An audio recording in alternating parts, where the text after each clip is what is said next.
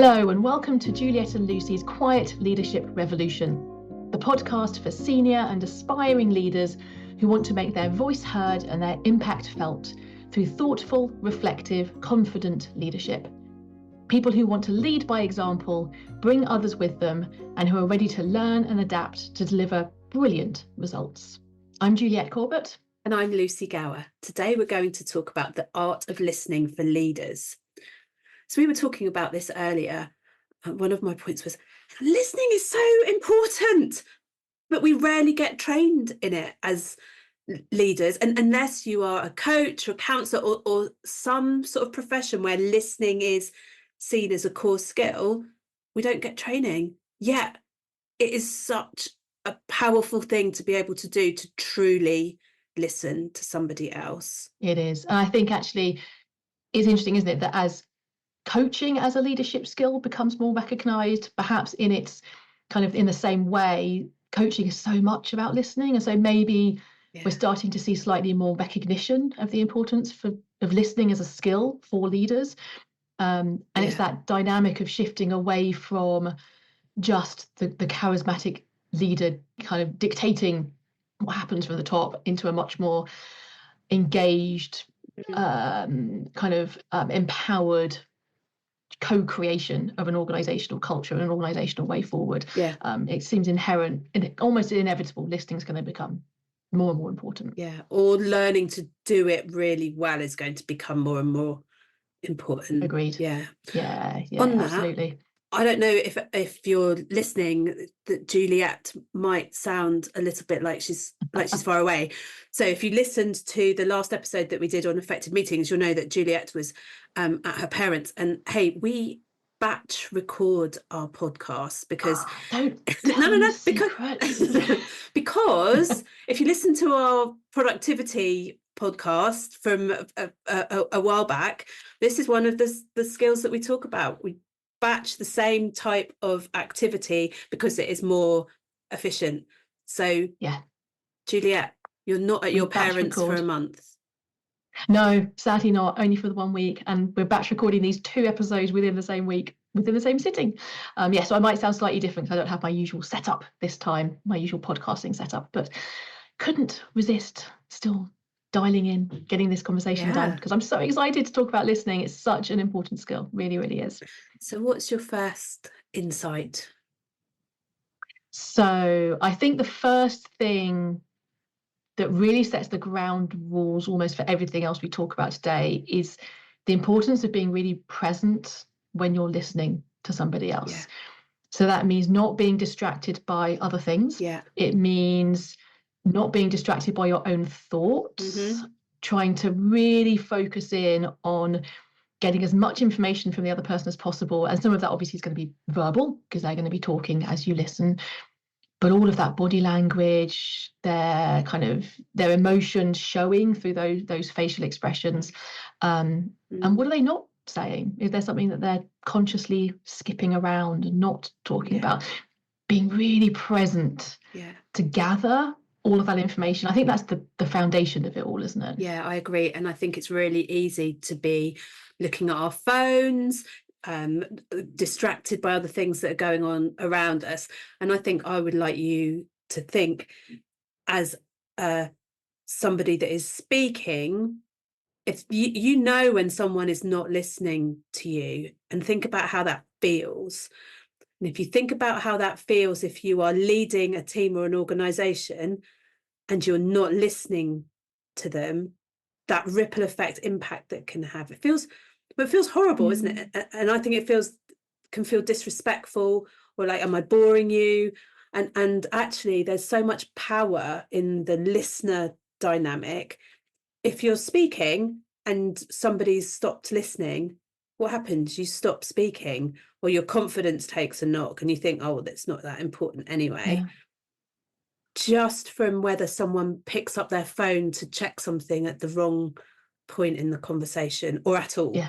No, absolutely. And I think, beginner level skill is don't check your phone while you're talking to someone. Don't let your emails kind of ping away, ideally from your desktop if you're talking to someone in your office, for example.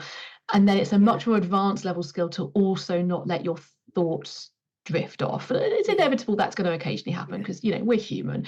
But it's that sense of you can also be interrupted by your own train of thought, because your brain will anticipate what you think the person is going to say next, and your brain will then also pre-prepare your next interruption. And so your brain's doing all of that behind the scenes. And if you can practice helping that to settle and to reduce and not happen as much as possible, recognizing that it will inevitably happen to some extent, that's when you could drop into a much more present state with the other person. So easier said than done, for sure.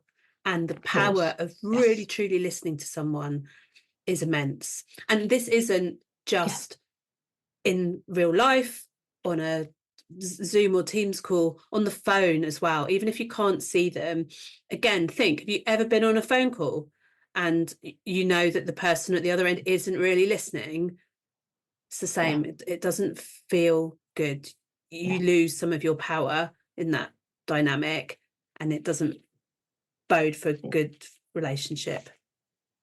And I think if as you're listening to this, if you're doubting what we're saying and the depth of that power, if you can kind of do a little experiment, a little trial run where you, with someone that you know well, it might be a home life rather than work life, really sit down and pledge to just listen to the other person, not interruptions. You know, you might, you know, want to ask the occasional question or to kind of clarify that you've understood something correctly, but you're just intently listening, and then switch roles and see how it feels as the one who's being listened to as you're talking. And it is so powerful, so incredibly powerful. I was recently running some in the room feedback training, and we do an exercise on listening where people play with listening and people play with dialing it right down and dialing it right up as well. And the insights from that 10-minute exercise were very interesting. That I think the main thing that people took away is that there's the powers with the listener. The listener has way more influence on what you're saying than you'd ever thought about before. Yes. Yeah, absolutely. So it feels like I've taken us very deep very fast, which is great. Maybe we need to backtrack to some tactics as to how we actually get into this deep listening state of real presence, a real focus. What are your thoughts? Have you gone on a journey with this where you've learned it over time and you've kind of found some tactics that have helped along the way? Yes and yes. I think so. For human beings generally, we're good at listening. We know what good listening looks and feels like. It's often that we just don't put any focus on it. So, you know, things like like eye contact, but you don't have to be doing scary eye contact in order to be good at listening. It's just, I think, to start with, just being deliberate about and giving 100% of my focus to the best I can to what this person is saying. I'm not interrupting. I might be giving some nods, you know, I'm listening, or like I might agree or I might not agree, but just you're giving them all of your attention. I mean, to answer your question, yes, I've learned over the years, but many years ago I trained as a counsellor for a children's counselling telephone service, and that was 12 weeks training. That was some of the best training that I've ever done in my life. I didn't realise at the time, and we did a whole, I think the less sessions were 2 hours, a whole 2-hour session on silence. And for me, that is something that I still remember now, about truly listening, not interrupting, and just sitting with silence, almost as a gift to the person on the other end of the phone. So yes, this was in a counselling situation. The lesson applies to any human interaction. That I think one of the biggest things that I took away from that training is when someone is telling you something, whatever it is, we can often want to build rapport by going, oh yeah, me too. I remember a time when this happened to me. And on this training, they called it my operation. Like, you know, and people almost like want to outdo each other. Well, I was iller than you, and then this happened. And it doesn't build rapport. It just kind of, you take over the conversation. So I think sitting with silence and not feeling the need to fill the silence with anything, let alone, let me tell you about a time when this happened to me, is probably my two most powerful learnings from that time. I'm very self-conscious now not to interrupt and to hold my silence as you're talking. Let me tell you about some training I did. Well, I was about to tell you about when I trained as a coach. That is exactly the same training that I received. Yeah, it's human nature to try and build connection in that way. Well, I don't know if it's human nature, it's the way our society has trained us to be, but we try and build connection by finding common ground. And it's, I think, as with many of these things, that's like quite a shallow basic level of connection that you can build by finding common ground. And then you can build that deeper connection by actually resisting the temptation to share your own anecdote of, oh yes, and when I did that. I often think about it as sharing holiday stories, as, you know, well, yes, well, I went to so and so too. And if you can resist that temptation, you're actually going to end up going for a deeper level of connection. So you're bypassing some of those more shallow kind of things. I think that your comment about eye contact is also really important. And I think that there are some things that we can do initially, consciously, either because we're learning this skill from scratch, or more likely, we might not be in the right frame of mind to suddenly switch into it in the middle of a busy day. Someone comes to you and you realize, okay, I'm getting all the signals that I need to be in listening mode here. This person needs my full attention, but you've just come out of, you know, 3 meetings on the trot and your brain's all over the place. And so there can be some ways that you can drop into that, and eye contact, keeping eye contact, but not in a scarily kind of way, is one of those things. I think body language is another one, isn't it? More generally, how you hold your body can help you to drop into that more present way of being. And I think that when we're giving people's attention, that is intuitive. I think I wonder if the fact that we don't get trained in how to listen is because it is so intuitive, but it's almost like the next notch to make it really effective. You need to be a bit more deliberate about it. Yeah. I think as well that, for me at least, I've noticed times where, yes, you know, keeping eye contact and mirroring body language, you know, those things are really useful, but sometimes I've had experiences where I've actually been using those, but I've dropped into a really present, deep state of listening with somebody. And then I suddenly pop out of that and think, oh, you've got a very closed body language, Juliet. Let's open up that body language. In fact, I remember doing it with a client about 6 months ago, and I kind of intentionally opened up my body language as I was listening to receive. But the action of me mentally processing, I was deep in listening, and then I mentally processed, you now need to open up your body language, Juliet, actually took me out of the deep listening. And then it was when I relaxed my body language back into what felt natural, which was actually receiving mode, that I felt that actually I was back in the deeper listening, kind of being present with the person, with the client that I was working with. So I think some of these things can be good tricks, tips to get you into the right zone, but actually you might find you don't need them anymore. So you don't need to return to the tactics if you have dropped into that deeper listening. And if you're struggling to listen, I think sometimes some of those tactics, by thinking what's my body language doing, can help you get into that deeper thinking mode.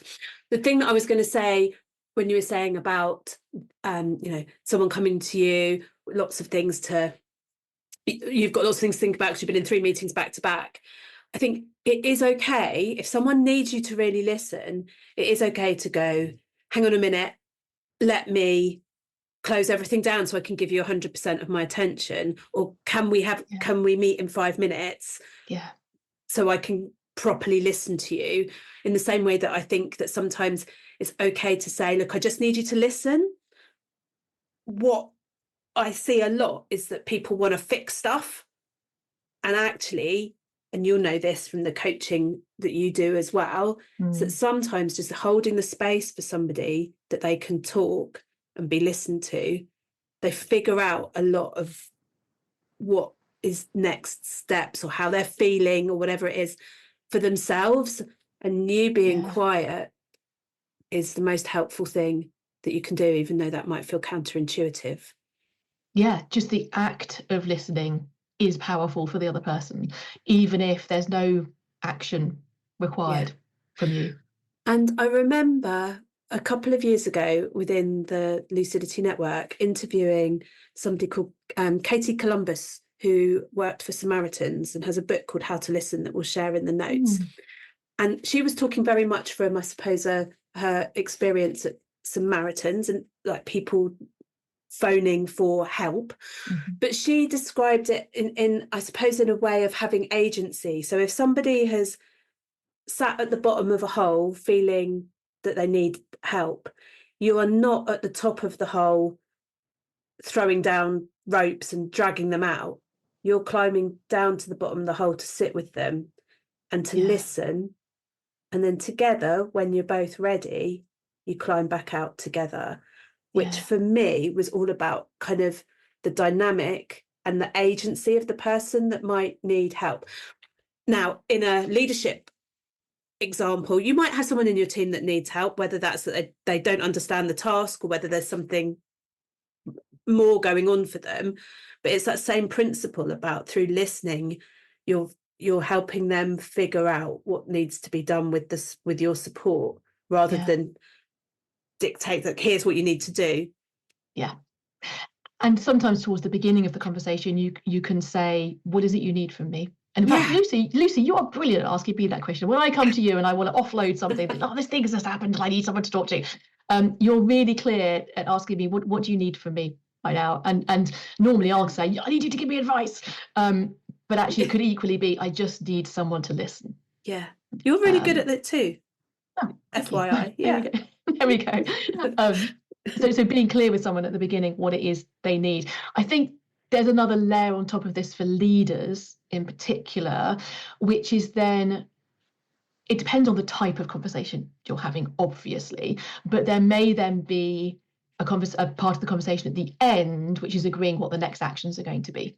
So if you're listening to somebody, it might be that you start off just being a listening ear, and that's fine, but it becomes clear to you as the listener, as the leader, actually, I could take some action here. And if they're disclosing something which is potentially, something really significant that needs an HR process embedded around it, then you then need as the leader to be really clear with them at the end, what are the action points that I need, that I'm going to go away, and what are the action points that you're going to go away with. And in some circumstances, that's even making sure that you're really clear on the confidentiality of what you will and won't be able to then share with others.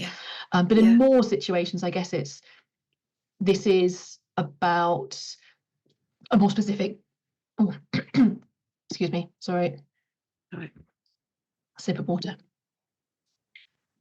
But I suppose in more situations, this is going to be about something which is more specifically work, task oriented, with someone who's got some new ideas. It may not be as deep or as emotional as some of the examples that we're giving. So yes, and I'd agree. But sometimes I know when I work with people around new ideas and innovation, one of the things that we work on is like people feel really passionate about their idea to the point they've fallen in love with their idea.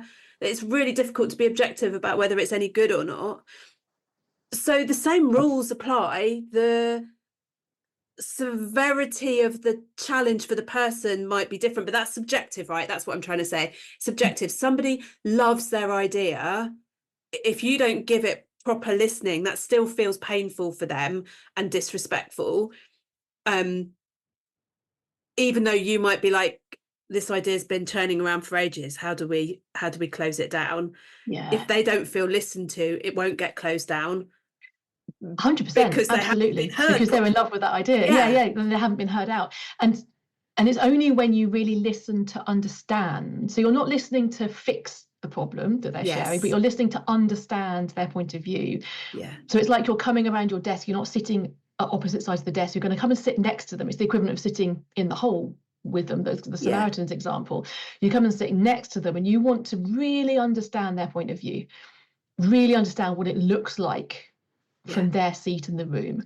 And it's only when you've actually done that can you as a leader then make the appropriate decision. And the decision may be, actually, this isn't the right idea for us, but at least that person will feel like that decision has been come to through a process in which they have been genuinely heard. Yeah. And I think that you saying this makes me think, so many of our other podcast topics rely on there's a lot around understanding each other. And actually, we should have done this one first, because if you're not listening and you're not listening to understand, then it's really difficult to do so many of the other things that we talked about. So, difficult conversations is all around listening and understanding and kind of iterating and trying to come to a common place. But if neither of you are listening to each other, you're not going to make progress. No, absolutely. It's a foundational skill, isn't it, that underpins that. I think the other thing that's interesting is you mentioned listening to understand and the intrusion of thoughts, of your own thoughts coming in. And one of the things that I try to do is listen with great curiosity as to what the person's going to say next. Nice. And what that does is it turns off my mind's automatic response of trying to predict what the person's going to say next, because that is going to take you out of proper active deep listening, but instead to be so curious about what they're going to say next. And when you do that, that's when you get into that listening to understand mode, because you're seeing their point of view. And then asking questions is part of this as well, right? It's the other side of it is it's not that you're normally going to be completely silent through this process, although silence is obviously very, very powerful. But there's also an art to clarifying something, to summarizing something. So Dick saying, okay, so from what I've heard so far, I'm understanding that, explain back to them what you think you've heard in a shorter summarized version. And inevitably you will not always get that right, and that's okay, because then they're able to then correct. Oh, actually, it was more like this, actually. And I think one of the things that I know as a coach is that having the bravery to summarize back to someone what you've understood from them, knowing that sometimes they're going to say, actually, no, it's not quite that. And that's okay, because the process gets us closer to the same understanding. Exactly. And actually, until you articulate it back to them, they might not know whether you've got the same understanding or whether that's right or not. So, I often say things like, okay, what I'm hearing is, and that's not about a right or a wrong. That's like, here's what I've heard. Is that the same as what you think you've said? And I think with that, often when it's repeated back to somebody, you see them think, and it's like, yeah, that is right. Or no, I mean it like this. That's fine. That's a dialogue. It's not you've said something that it's finite. This is the situation. You're just saying, what I'm hearing is this. Yeah. But I don't know how much you've seen it, but I've seen so frequently when you do that, and whether you've got it right or wrong, whether you're kind of really accurate or way off, doesn't really matter, because them hearing someone say it back to them in slightly different language, but maybe intentionally using a couple of words that they have used, maybe kind of to make it sure that they've understood that you've understood them properly and the emotion maybe that they're communicating. Hearing it back then unlocks their thinking at the next level. And so it's almost irrelevant whether you've got it right or not, because it's that iterative process that then helps the talker to talk through the next level. Fantastic.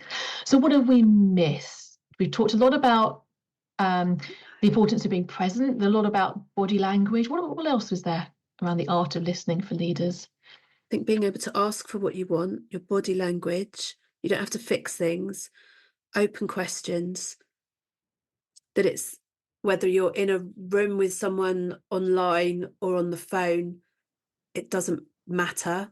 The listening is important, and you can pick up if you're not being listened to, even if you can't see the body language and see the person. I've run out of notes on listening. I think that's the time that when we wrap up the conversation then. No, I think we've covered a lot of different stuff. And actually on this particular one, I mean, we always like to hear feedback and thoughts from people. But on this particular one, because it is such a foundational skill, I'd be really interested to hear people's thoughts on putting this into action, what they found work, what comes naturally to you, what do you find a little bit harder. So do drop us an email or get our contact details through the episode notes. What are the things that you would want people to take away from this? So I think the main thing for me is to experience yourself the power of being listened to. So find or curate, or whether that's with a coach, whether that's with someone that you trust, find ways that you can be listened to so that you understand the power really personally. And then I think it's about practicing presence, practicing being really, really present with the other person, and acknowledging that it is a practice. And sometimes it will go better than others, and that's also okay. But that the more you practice it, the more it will feel like a natural way of being, a natural state that you can drop into. And that the time and effort you put into this is going to benefit your work. It's also going to benefit every single relationship in your life. So it's one of those win-wins. It goes well beyond work. How about you, Lucy? Well, my three, I think, are around silence and about, see what I did there? About not being scared of silence. And when someone is talking and you're listening, you don't have to fill in a gap. It's okay to sit with silence. Often people are thinking about the next thing they're going to say. People don't notice. This applies to listening. I also train this when I'm training people in public speaking and leaving pauses and gaps. Maybe that's a bit more deliberate. I think it's about them, not you. So your attention is on the person speaking if you're trying to improve your listening skills. And a very practical thing, hold back. The next time someone says, oh, I don't know, even like the traffic was terrible, I sat in the junction by blah for 25 minutes. Don't go, oh yeah, me too. Go, oh, not like, oh, what did you do? Like, what did you do? Ask them another question. Practice that practice it on the stuff that matters less, so that when there's something where you paying all of your attention is so important, that it comes more naturally. Practice, play with it, experiment with it, but just be deliberate. Am I really listening here?